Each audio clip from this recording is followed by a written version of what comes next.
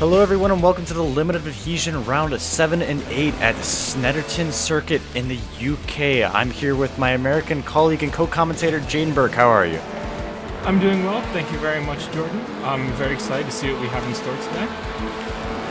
Nice, glad to hear. And it's a very foggy day to start off race 1 here at Snetterton, an iconic circuit, especially in British GT and many other touring car races around the fabled island of the UK. We're running the 300 circuit today, which is a rather challenging circuit running across the infield section of this circuit. Very little elevation change, with only bomb hole offering the only change of track. Here we can see the championship standings of Charles Rainford commanding the championship with almost double the points of Stephen Greening in second, David Lectillier, Dom Parker, James O'Reilly, Mecca Messenger, Oliver Walker, Thomas Robin, Charles Landridge, Patrick Outrickley, Graham Bardsley, Tyr Millarn, Oliver Ettridge, Jaiden Burke, Shane Abbott, Sam Stott, Gary Richards, Nathan R.S. Parker, rounding out the top 18. And it surely has been a absolutely dominant performance from Charles Rainford, leading the top of this championship from lights to flag as we go down the rest of the list. Chris White, Gareth Winslade, Chris Forcer, Reese Creighton, Stephen Cakebread, Marin Hugavin, Kellen Mitchner, Adrian King, Jake Weaver, Ash Cooper, finishing out our standings from the previous 6 races. Sorry, Manuel Cruz, Wilbur Nett, Dylan Kirkpatrick, Gavin Kelly actually rounding out. Jason Weaver also rounding out, as long as Ben Arroyo. I'm sorry for butchering his name. He is at the bottom of the list to throw me off my track. But as we get ready to announce our championship standing, CCK Motorsport, following the lead of Charles Rainford, leading with 173 points over the 115 of Risky Racing Blue, followed by LSR, Lesser Tools Limited, Wizards of Lipton Coast, Woke Kings, Trick Racing, Risky Racing Orange, KRS, Arse Racing, Tink Pink Panthers, CC Racing, Premcal, Sleepy Time Racing, WWC, 317 Sim Racing, Sweaty Bees, and the Road Hunters, finishing out our 18-team grid. Bottom 5 teams, they're all trying to score their first point in the championship. How do you see that going? Well, I see this track as being a very challenging one for everyone, so I think there's a good chance that one of those bottom 5 can be able to score their first points. Absolutely, this track is going to be very on edge for the front wheel drive TCR cars. A lot of trail braking through many of these corners that can throw off the rear end of these cars. You can see quite a few people into the grass, but going to be quite a tense race as you see your practice results flashing up in front of you on screen right now. You see 22 drivers enjoying our race today. Qualifying results: Charles Rainford naturally taking a dominant P1, followed by Tyr Millarn, Patrick Outrickley, Thomas Robin, Michael Messenger, James O'Reilly, Shane Abbott, Charlie Landridge, Dom Parker, Stephen Greening, David Lectillier. Down much further than we would have expected him: Gareth Winslade, Oliver Walker, Sam Stott, Nathan Parker, Gary Richards, Oliver Ettridge, Chris Forrester, followed by Adrian King, Ben Arroyo, Jaiden Burke, Manuel Cruz, failing to set a time. But again, it's going to be a rather foggy day, as you guys can see on screen now. Visibility going to be limited, perhaps skill going to be limited as we run back over our grid. Charles Rainford starting up on that front right-hand side in the first row. That's going to be a very important position as we start up this race. Going down the grid, again, we have the CCK cars leading up front. Then the Risky Racing cars trying to make a charge, but Oliver Ettridge all the ways down in P17, really needing to make a climb for the rest of this race. And then we do have Scott starting from the pit lane, so he will be released after everyone else is off the grid. Yep, absolutely. Sam Stott receiving a penalty from the previous round, so he will be making that pit lane start. And joining up at the rear of the grid, which you could almost say it could be an advantage here, as we're going to have quite a chaotic race. I mean, we saw it last time I was here in Alton Park. Race going all the way to the end and lots of damage done to many cars, so perhaps he's going to have a clean race car at the end of lap 1 that half the grid might not. I do think that visibility will play a massive factor in this. It's going to be really hard for everyone to judge where everyone is on the track in the first couple corners. Absolutely. And then, of course, we have some of the tricky corners, the last corner of the infield section, the fast left that could easily send some of these cars around backwards. The curbs are very dangerous there, but we have the rest of our grid finally getting ready to go. The lights are getting ready, nice and warmed up. Those old halogen bulbs, of course, taking years to get started, but we are getting ready. The 4 red lights are on as we rev up the engines, get ready to launch, and it's green. Charles Rainford with a little bit of a slow start. Thierry Millaren coming out, as well as Patrick Autrickley looking for the inside and outside. And could we see a lead change by turn 1 here? It looks like we have Rainford is fallen back to second, and we have a car backwards as Addy King has gone backwards in the grass in turn 1. Okay, and now we have them coming to the sharp hairpin, coming off the first corner. It's really hard to take an outside line here, so everyone's going to try to hug that curb as much as they can. Yes, and it looks like Charles Rainford has taken back the lead from Patrick Autrickley, going down into turn 4 using all of that outside runoff area, as it looks like the majority of the cars have been rather clean, so Sam Stott not going to take an advantage from that pit lane start. It's only one car is out of this race.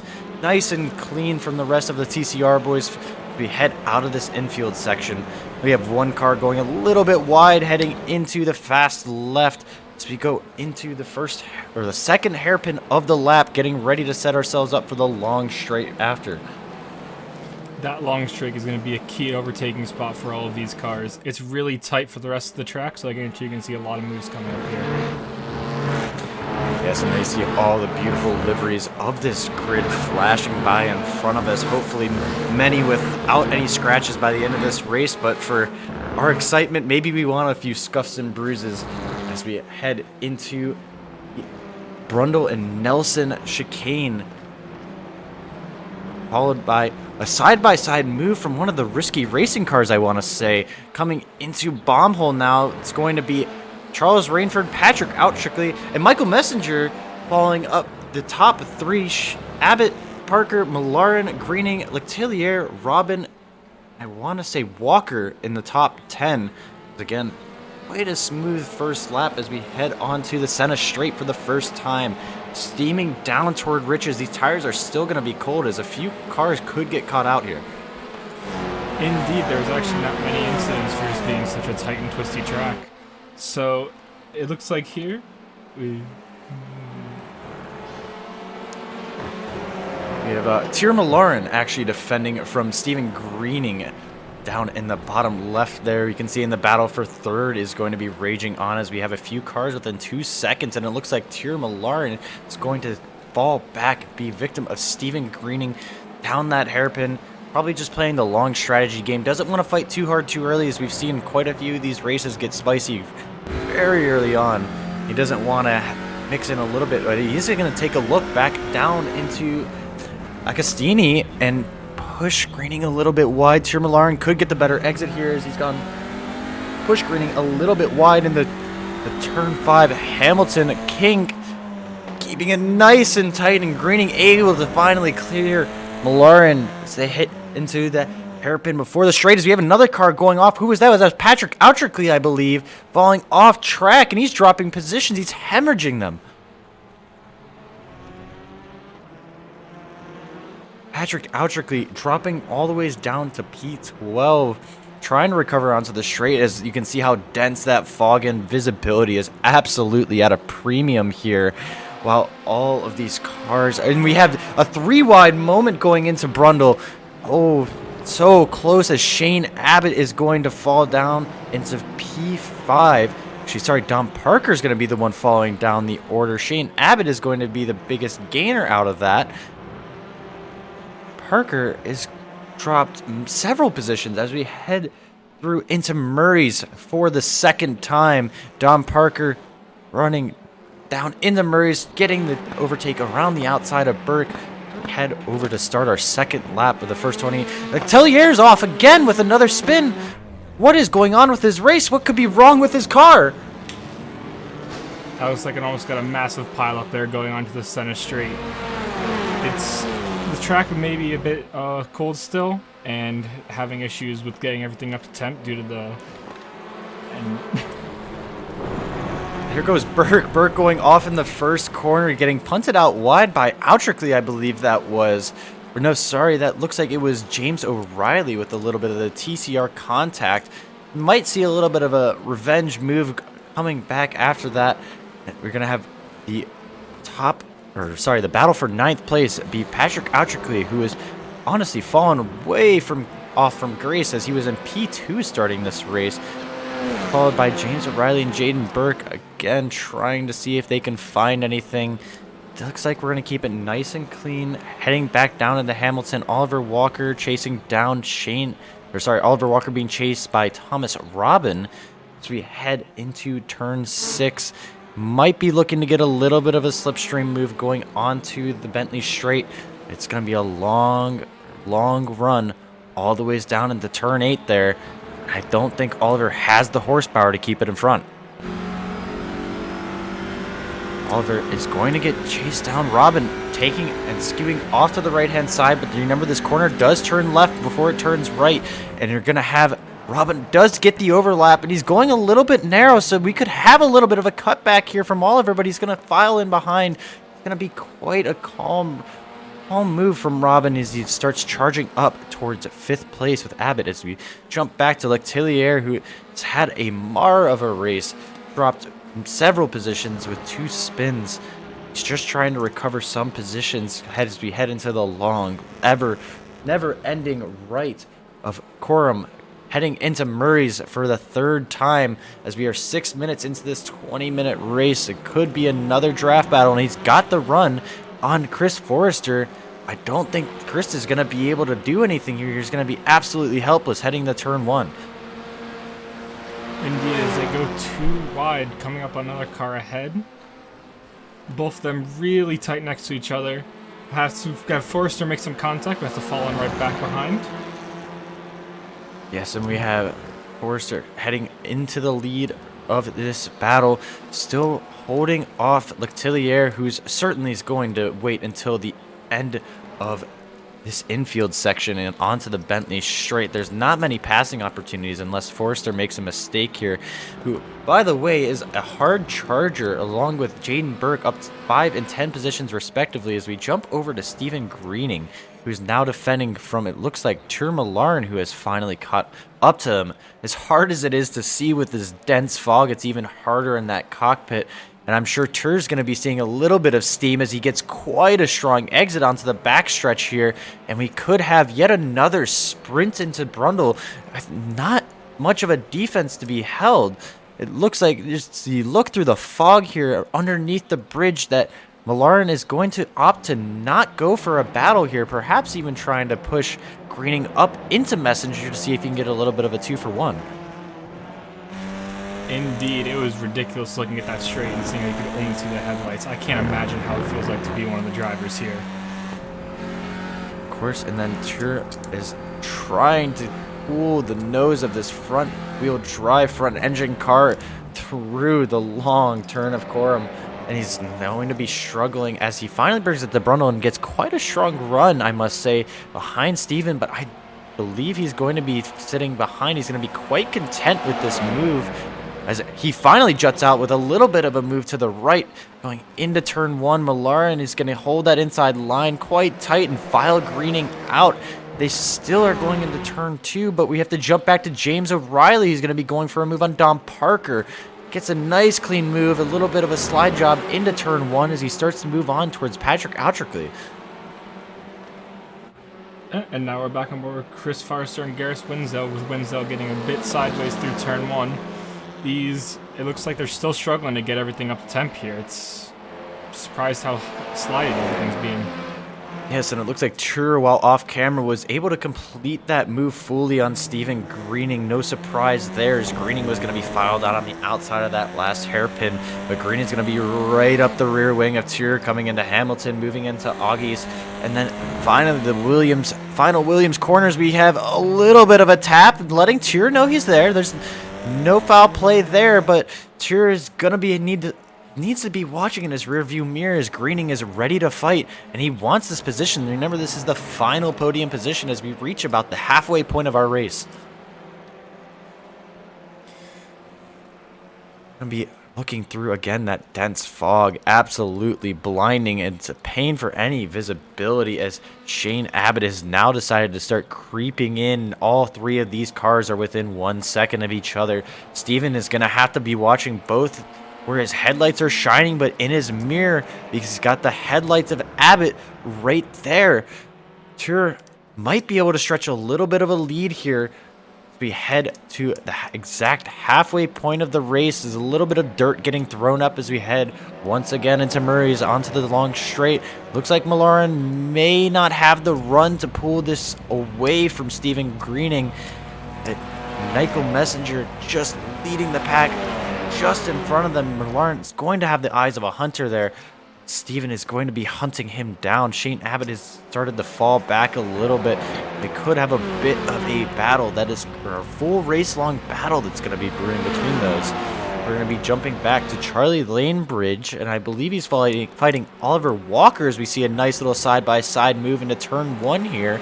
Oliver with a little bit of contact, drifting a little wide, but they're going to still have an overlap heading into the hairpin here. Charlie is gonna be get filed out with the long hairpin. Oliver just placing his car dead in front of him. Thomas Robin looking to get involved as we're gonna have 3 cars battling for T10, the last of the F1 points paying positions. Of course, we have a few more points here, but this infield section could get a little bit spicy as Charles Landridge and Thomas Robin are gonna be heading into turn 4. Landridge is going to block him off. Is going to give Walker a chance to run away. He doesn't need to battle anyone. Robin might decide to stay patient here, and he's trying to fill up the mirrors of Landridge, telling him, hey, you can't go for Walker. You need to look at me. Is he going to be filed out to the outside of turn 6? 3 cars and a space for 2 as we move back onto the backstretch for the 6th time. A battle still heavily brewing between Oliver Walker, who's starting to stretch his legs, as now David Lectillier has started to creep back in, and he's going to be able to put up his nose into this fight as well. Charlie Landridge is not going to have to defend here, it doesn't look like, but he doesn't have much time because now Thomas Robin has the fire lit under his rear, as David Lectillier certainly is going to be pushing him, and Robin is trying to recover from that 8 position drop that he has had since the start of this race. Indeed, let me see Walker go wide through part of it, having to go 2 wide through Baum, and now they're going. And as we head over into Murray's, it looks like Charles Landridge is going to get into the corner first, but Oliver Walker with that inside line is going to file him out. Now we have 4 cars in the space for 2. We're going to have a little bit of a crash going on as that Walker's getting shoved wide by Charlie Landridge, and we still have it's a counterclockwise rotation of these cars. 4 cars still filling up the space for 2 as they file into one at a line astern, one at a time. As who we lost? Was that Walker? No, it was Lectillier who was turned down in the exit of turn 1, possibly by Walker with a little bit of rude contact. I'm sure the stewards are absolutely going to be looking at that. Landridge finally getting in front of this train, possibly going to be able to stretch his legs. Robin's certainly going to have an answer for that. He's been chasing down this pack, gaining ever so slightly every lap. He's certainly going to want to try to get back into this top 10. Indeed he is. And after that little incident, we now see Langridge, Robin, and Walker have now spread out a little bit. There might be enough time for them to group back up and have another 3-car battle. Yes, as we see Gary Richards with quite a destroyed car trying to hold off Nathan Parker, and I think his attempt is going to be futile, but nonetheless, that 4 car, that bright pink, the only car that we can see on track going up another position, as Gary is certainly going to be doing a little bit of damage control here. Just a refresher, your top 10 at about the 3/4 mark of the race is going to be Rainford, Messenger, Milaren, Abbott, Greening, Outrickley, O'Reilly, Parker, Burke, and Langridge. As now we jump into the final positions outside of the top 10 as we have Robin still chasing down Charlie Langridge. It looks like one of the closest battles we have here on track, heading through turn 11 of Corum, going back again once more into Murray's. Looks like Robin has a bit more grip going through the long corners, but Robin's just been getting, Langridge has just been getting better exits and stretching that gap a little bit. Perhaps it looks like a headlight out for Robin, so possibly some damage that could be costing him some maneuverability throughout this track, as that gap seems to be stretching, and perhaps Langridge is finally going to be safe and able to start moving up towards Burke. We move back the field again to Richards, who still has quite a damaged car, trying to come back at Parker. That Oreo car, quite a treat, but could this move be the treat of the day? Around the outside of turn 1, heading into the hairpin, surely Richards is going to get filed out. Maybe going deep on the brakes, we see Nathan Parker get slowed down, parking it on the apex. Richards looking for a little bit of a cutback, but doesn't quite have the exit as Parker's going to start running away into turn 3. I'm impressed that Richards is able to put up this fight with that car. The front end looks absolutely mangled, and he's still able to keep the same pace as Parker right now, who actually runs off the track. Yes, Parker, quite the healthy car. Richards really looks like he only has the splitter left of that car, and that looks to be true. As you can see clean into the engine bay, you can see exactly what's running in that thing, but Nathan is trying to run away, and he can't break that toe. As we jump up to your battle for the podium, it's going to be Milaren, Shane Abbott, and Stephen Greening, all covered by a 1.5 as the iRacing Hyundai is going to be blending into that deep, dense fog. Perhaps a little bit of camouflage as Milaren leads this train into the final 4 minutes. This battle is certainly going to start heating up. Remember that there is going to be a reverse grid here, so these positions, while important in race 1, aren't the end of the world. We jump back into Gareth Winslade and Oliver Ettridge battling over 14th, heading over into Bomb Hole. As we get the run into turn 11, Ettridge appears to have a little bit of a run, but this is the long corner that requires a lot of throttle control, a lot of patience. It's very easy to get on power too early and just drift the car out a little bit wide. Unsure if Ettridge is trying to push too hard here, as we were mentioning that this race isn't the end of the world. There is still a second to come, so keeping that car in one piece and in the top group is very important. As Winslade starts to stretch that gap, we're going to jump back into our podium battle. It looks like that camouflage of Shane Abbott's working out, as he's going to be going down the inside of turn 4 to get a little bit of a side-by-side action and start the run towards turn 5 of Hamilton. Milaren gets a little bit of a better run, and it's going to be Abbott left in the dust. It looks like we're going to be bringing it closer back. Abbott's going to be reeling Milaren in as we get nice and tight deep on the brakes. Milaren's losing a little bit of time corner by corner, and this is only playing into the hands of Charles Rainford, who's been stretching this gap lap by lap, certainly setting the fastest laps of the race, and there's no one to be seen. And that's not just because of the fog, that's just because Rainford has absolutely had a stormer of a day, dropping a large cloud on top of everyone else as the weather has done to this track. Completely dominant lead by the TCR CCK Racing driver. We're going to see that 023 head into Murray's for one of the final times.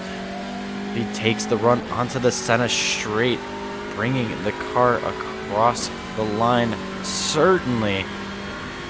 Certainly trying to extend his lead that final bit more. We see head into turn 1. We're on watching how smooth Rainford is, keeping this car together. No more than necessary inputs. He's braking deep and late into that turn 2 hairpin, parking the car on the apex, square off that corner, and accelerate deep into turn 3. Palmer, this corner deceptively long as you need to roll the car through. Be very, very patient on throttle, as we can see Rainford, a master of that patience, and bringing the car into a commanding speed.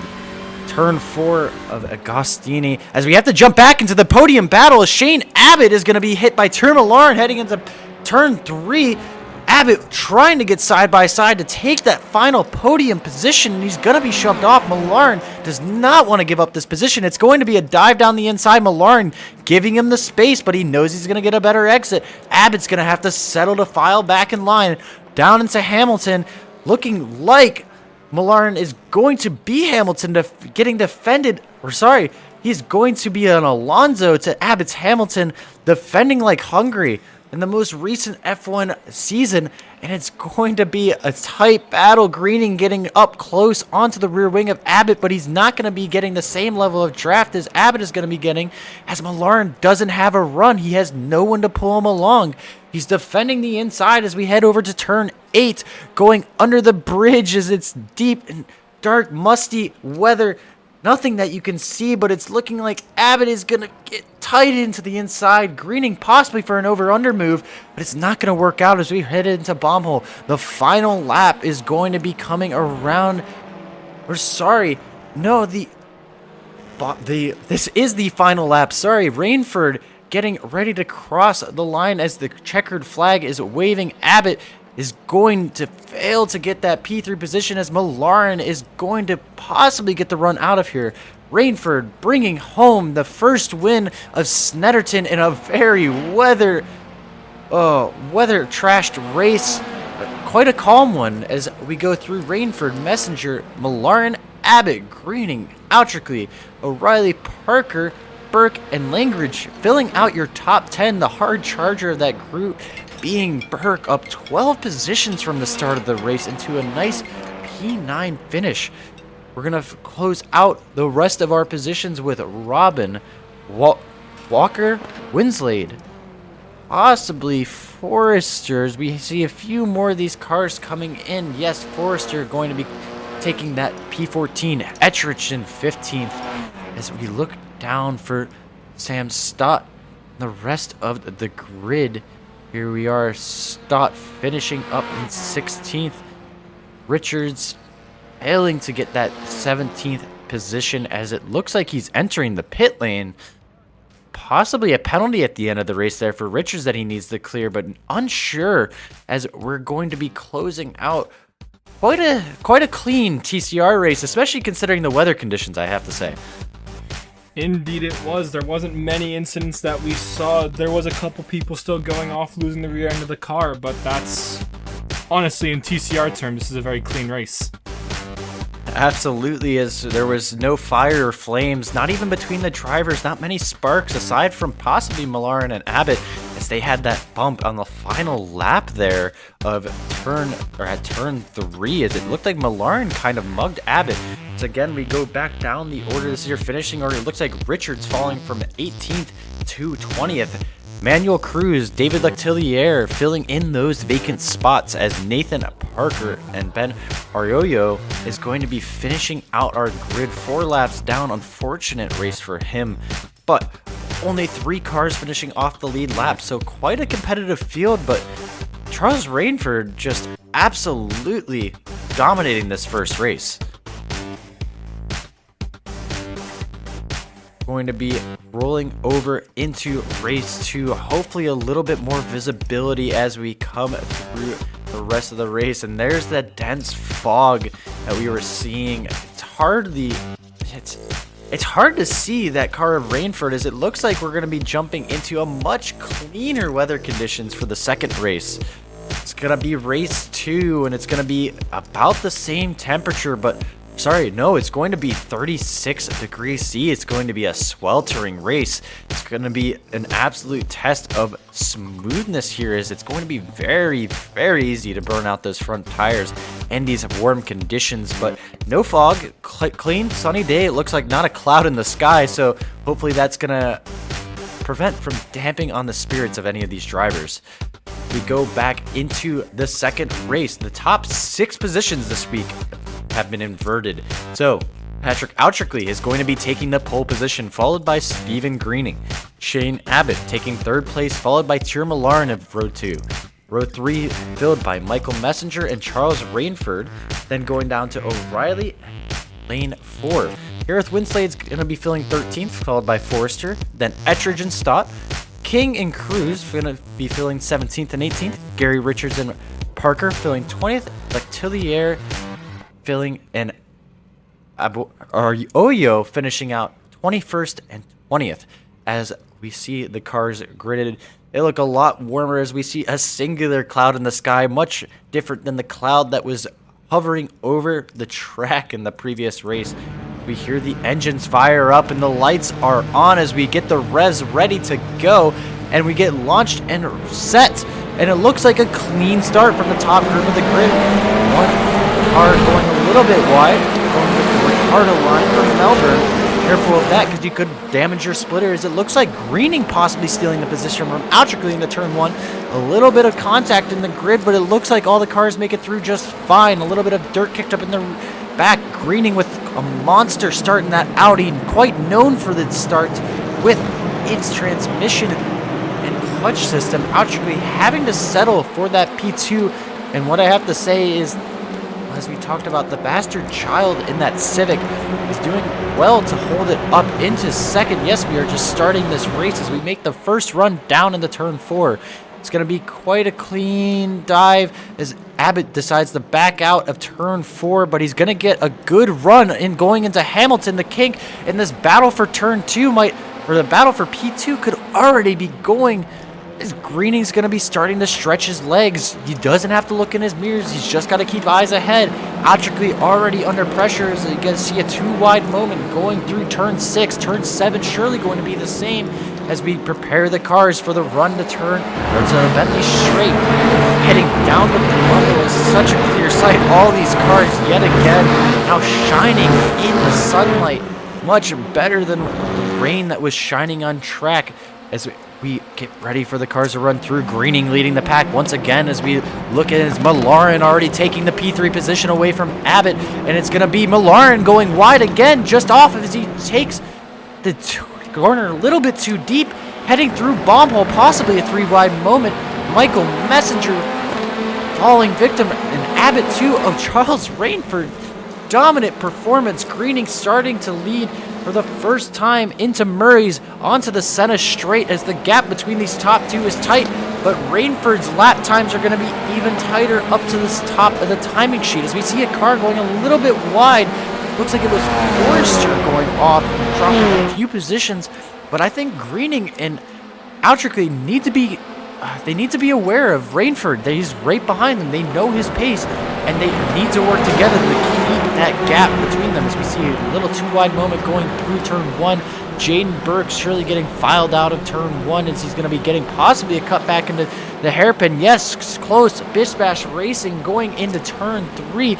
Dom Parker leading a train with Shane Abbott. Abbott going down, and Dom Parker's getting turned. Can he pull it out?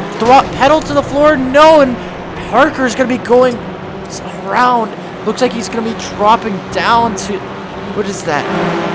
I'm sorry, no, it was Abbott possibly getting turned around, and Burke gets the C's pushed wide out of him. It looks like it was Abbott collecting O'Reilly. A lot more chaos than we saw last race. Indeed, I guess the low visibility was actually helping the drivers be a bit less aggressive and be more aware. Yes, absolutely. Open your eyes, children, please, because now you can see the rain is gone. You can see clearly now as we see Oliver Walker chasing down Burke. Burke already up 3 positions from his P9 start. Robin even more so in P5, up 6 positions. Turmalaren, though, starting to chase down the risky racing boy of Oliver Ettridge. It doesn't look like he's going to get the run, but that Lesser Tools Limited is certainly going to have plenty of tools. Malaren, we know his pace, and he's going to use everything in that toolbox to try to get in front of these cars. As we look, as a few cars are going through the left, right, but it looks like Addy King and Stott are going to be going off. Abbott and Parker even off as well. There's 4 cars wide, and it's going into the 4th dimension as the benefactor of that is going to be Lectilier, Richards, and Winslade, filling out a few positions that they surely weren't there on pace for. Jumping into Oliver Ettridge, taking this fight with Turmalaren. Malaren having to run all the ways into turn 1, and the risk is certainly high on the outside of this corner, and it's the risky racing boy leading into the corner as Ettridge is going a little bit deep. and it's going to be Millarn with the cutback as we head into turn 2. Surely the preferred line. Deep on the brakes, we're about even as Millarn's a little bit deep. Ettridge has to give him the space and compromise his exit as that position, that P8 is going to be going to Millarn, who's on the hard charge to recover his race. And as we follow through Millarn, this battle isn't over. Ettridge is going to be trying to charge back down. He's certainly going to be taking all of the risks that can be seen as the CCK Motorsport car of Charles Rainford has already taken and picked off Patrick Autrickley, and it's going to be Stephen Greening, the only one left to stop this dominant reign, this Darth Vader-esque and Emperor Palpatine regime that is just completely inconsolable by anyone on this grid. Rainford deep in the draft, and surely this is what it's going to be. Greening is helpless in the straight line as Rainford faking to the outside. Greening covers and he takes the inside of the left-right of Brundle and Nelson. It's going to be look like Greening's going to shove Rainford off, and Rainford's not having any of it. Hey, now I'm here. You need to give me space. He's going to push him, give a little bit of nudge. He could have sent him to the grass there, but he decided to back off. Rainford still having some work to do. Autrickley trying to get his nose in, but now it's going to be Messenger who's going to be the absolute aggressor of this train. He's got all the momentum going into Murray's for the third time. 5 or 6 minutes into this race, and there is still everything to be played for. Autrickley trying to hang on into turn 1 here as it's going to be Messenger trying to bring the car in a little bit tighter. He's not going to be close enough to turn 1, possibly turn 2, but I think he's going to have to settle in behind Autrickley for the infield section. As we fall back to Oliver Walker, it's going to be chasing down Thierry Millarn and Charles Langridge, the 2 team cars, as CCK Motorsport looking to try to bring in a good result behind Charles Rainford. James O'Reilly getting overtaken by, I believe it's that Cruz, but he goes off track, I think. Off in the distance, he completely disappeared from our vision. Visibility even worse than that fog that we had last race as Rainford is going for a deep dive into turn 4. Late move, a little bit of a tap, and that surely's got to be retribution for that tap that Greening gave him earlier trying to shove him off track. As we're going to have Autrickley even benefit and take P2. Rainford surely going to run away with this, but the battle for P2 is surely spicing up as we jump into turn 6 of Augie's. Autrickley being chased by Greening, followed by Messenger, Robin, Langridge, Millarn, Walker, Ettridge, and Lectillier. Again, the hard charger up 11 positions in this race. He is the one to watch for any kind of battle. And it's Rainford trying to break that draft. He knows what's coming for him. If Autrickley can get back up, it's only going to be a punt. There's no other way about it. These TCRs, they're built to take some damages. We see the Risky Racing boys too wide into Nelson, and it's going to be Michael Messenger leading the way. Greening dropping back once again. It looks like the hard chargers leading the field as Robin is taking a look inside a bomb hole. But again, this is the smooth corner of Coram. You need to keep very smooth on your throttle. It's very easy to understeer wide and bleed a little bit of speed here. Michael Messenger having a beautiful view through that rear wing as he runs through Murray's. And it's going to be Robin. Does he have the run? He's up that rear wing of Greening. And it's going to be some risky stuff as the Risky Racing formation is possibly going to be broken. We're too wide into turn 1. Could we see a decisive move? As we're still on with Michael Messenger trying to make the run up, but in the background there, that's where we have our side-by-side action. But no, the move's not going to stick as we move back to David Lectillier going into turn 2 around the outside of Oliver Ettridge in 1, but he's not going to make the move stick. He's looking for the inside move, a little bit of contact. Ettridge planting that car on the apex. He's not going to make this easy for Lectillier, but he knows he has the pace in him. Lectillier up again, 11 positions, ready to put the foot down. And that Risky Racing car is surely at high risk of getting sent off track. Indeed, it looks like he's going to have to wait until the straight, though, because the overtaking through these next couple corners is going to be really tough as he tries to push the Risky Racing car out wide, and they're going to go too wide through Hamilton. Yes, and Hamilton of a one-line corner, and it looks like it is going to be respected by Lectillier. He knows that's not a safe place to make a move, only asking for an accident. Gareth Winslade surely being the benefactor of this entire battle as he's being pulled right into these two cars. Ettridge with a little bit deep on exit, and this is surely going to be it. Ettridge doesn't have the pace, and he's going to be swallowed up by Lectillier. It's only going to be Brundle that he can defend into because it's going to be the inside given to Lectillier. Well, if he doesn't file him out, he's going to be backing out Lectillier up yet another position. Ettridge now having to look into his mirrors. It's going to be Winslade getting ready for a move. Lectillier blocking the inside through bomb hole, but he knows he can need to hold that inside of Corum. The long right. Ettridge is not going to have a move here as long as Lectillier holds that inside, and surely Winslade is going to be licking his lips. There's a nice steak dinner on the table for him and a nice top 10, a nice point scoring opportunities. He sets up the exit. Lectillier leading this train, coming through onto the center straight, and here we are. This is what we were talking about. Gareth Winslade with the run. We have all three different manufacturers here fighting for 3 positions as Winslade and that Civic is not going to have the run into turn 1. As he files back into line, he's going to surely be just trying to use the grip of that Civic to pull himself closer to the Audi as Ettridge has been hemorrhaging some positions here. Going to be into turn 2. He's a little bit deep. Winslade sticking his nose up, and he's going to take that position. That's going to be a costly mistake from Ettridge, but are we going to see the battle back coming through turn 3? Winslade going deep into the corner. We have to jump up to Tudor Malaren, as we have Oliver Walker getting ready to take the fight in here, giving him a little bit of a flash. Hey, now I want this position. Could you please give it to me? But of course, Malaren's going to say no, as we only have 9 minutes left in this race. Hamilton, the next to go as we move into Augies and Williams.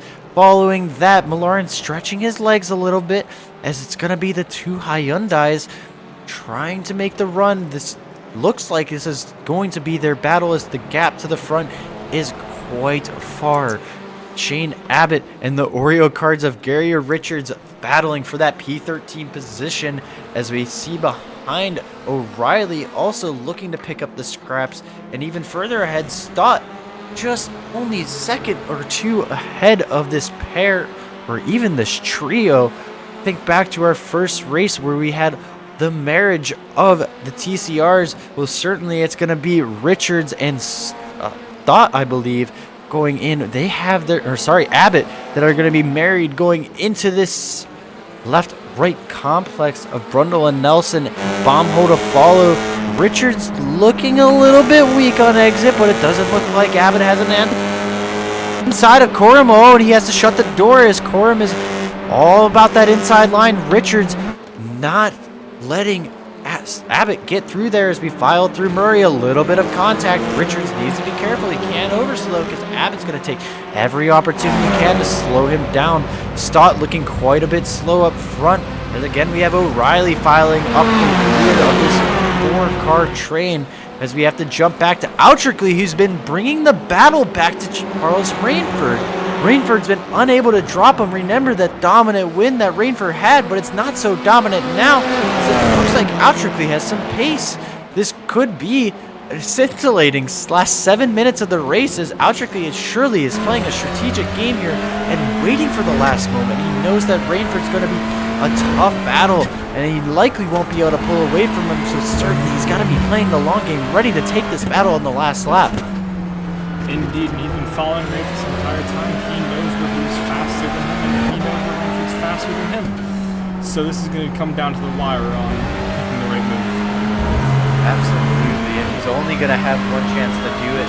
And if he gives Rainford enough time to bring it back, like think of a fourth quarter comeback in the NFL, well, he can't allow that to happen. Charles Rainford, he needs to leave him helpless coming through these final laps, as it's going to be lap 8 of 10 that we're heading on to, and certainly Rainford's going to be leading the end of this one as one more time we head through the Little Dipper of Bomb Hole. Outrickley dropping back a little bit, but certainly he's going to get pulled back by the draft through Corum in the center straight, bringing it, holding that Civic tight to the inside corner, looking like he has quite a bit of pace through Murray's the left-hand flick. It looks like you're going to have an off-track moment from Rainford, who's got to be pushing everything out of that car, certainly losing a little bit of time to Outrickley there. And we're taking a look as these beautiful cars running through Murray's couple bits of pack racing as we see the risky racing cars filing through that last corner once again. And it's going to be Stott, Richards, O'Reilly, Abbott following through next. And it looks like O'Reilly is taking the position from Abbott, who's been unable to battle. But Richards has caught up to Stott. Possibly a move into the first corner as he is gaining that go to sleep sign on the back of the Stott's car, surely telling Richards to pack it up and go home.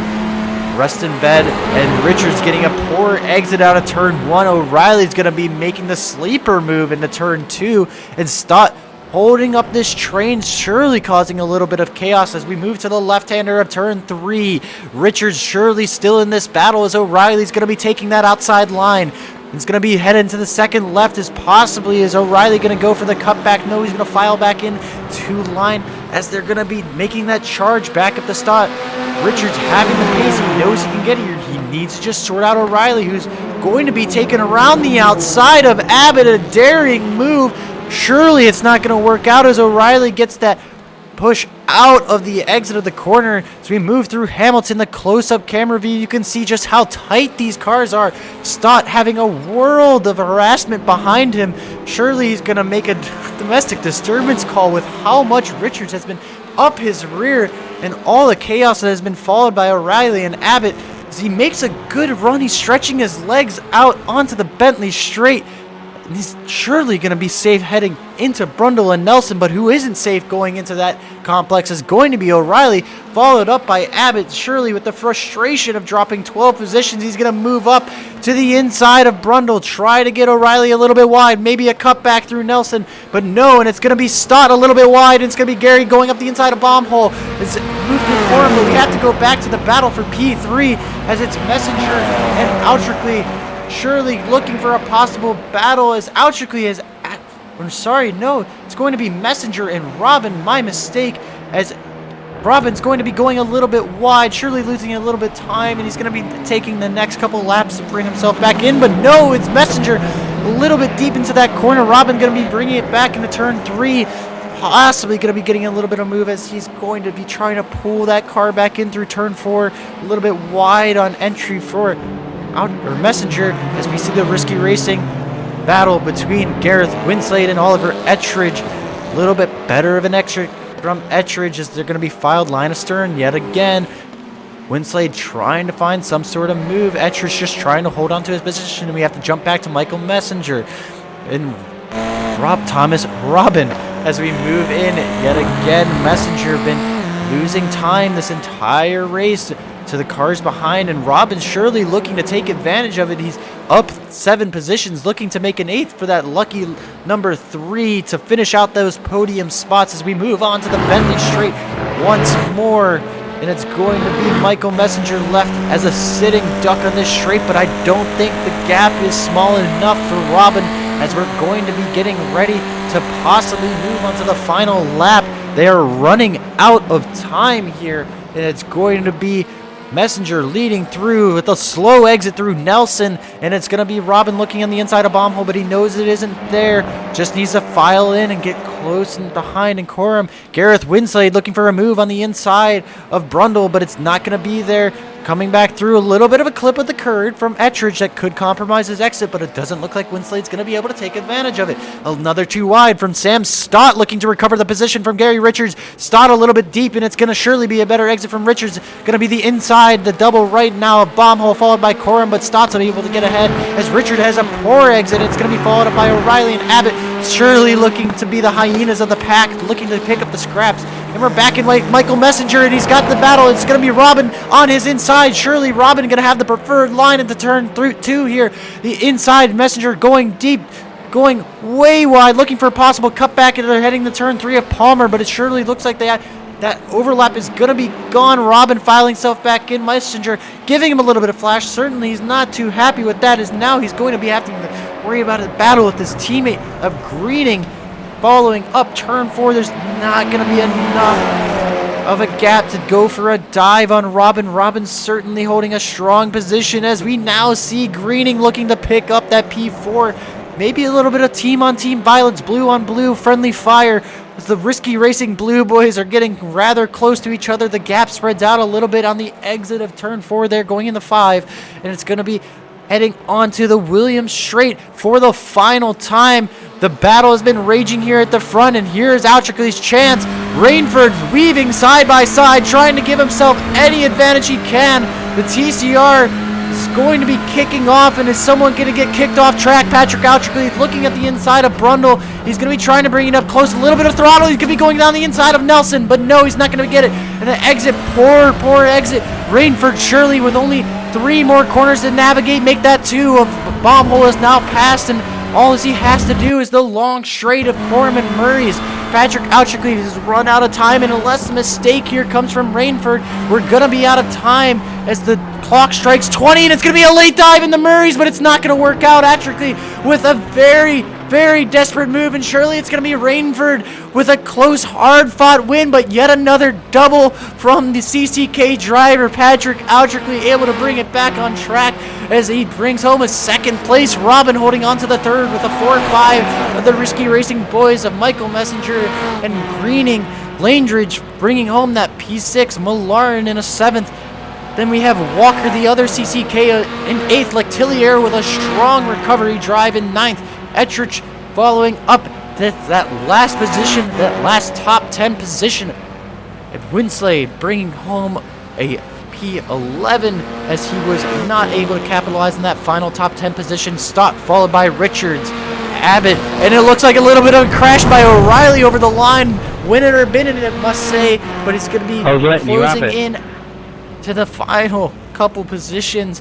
Oh boy, and Cruz finishing up in 16th with Forrester, the last car in the distance here, as we have a couple more cars coming over the line, just trying to finish up the race. But oh, I'm out of breath as it looked like we had 3 really tight battles going on there. Much more exciting than that that first race, I have to say.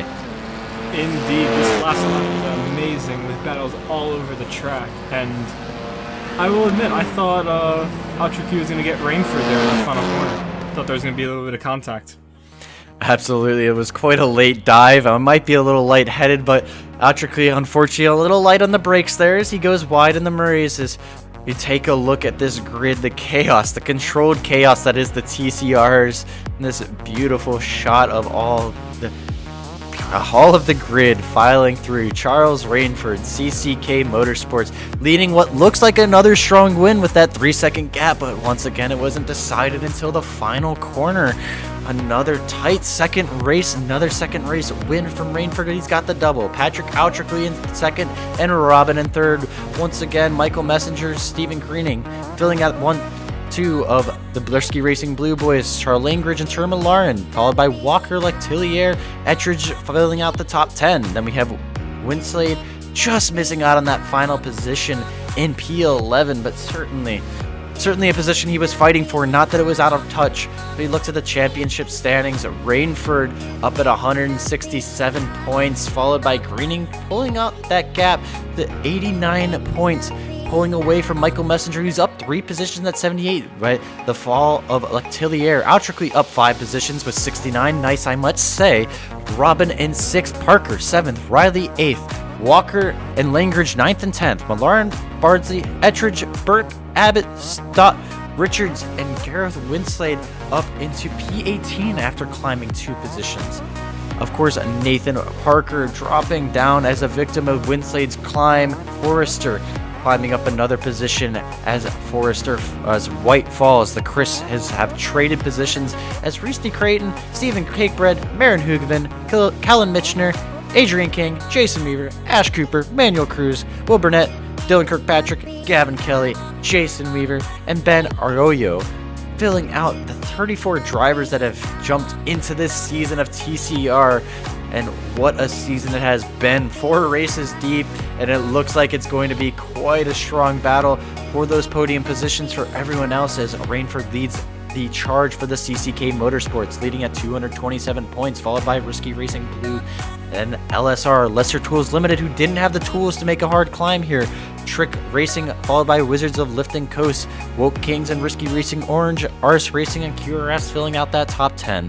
CC Racing, Team Pink Panthers trading positions there in 11th and 12th. Prem Cow, Sleepy Time Racing, WWC, 317 Sim Racing, and 2 more fill out that grid. But what an amazing second race that was. We have been the Limited Adhesion Round 4 Snetterton race, and we hope to see you in the next time. Please follow our socials, subscribe to YouTube, and we will see you in the next one.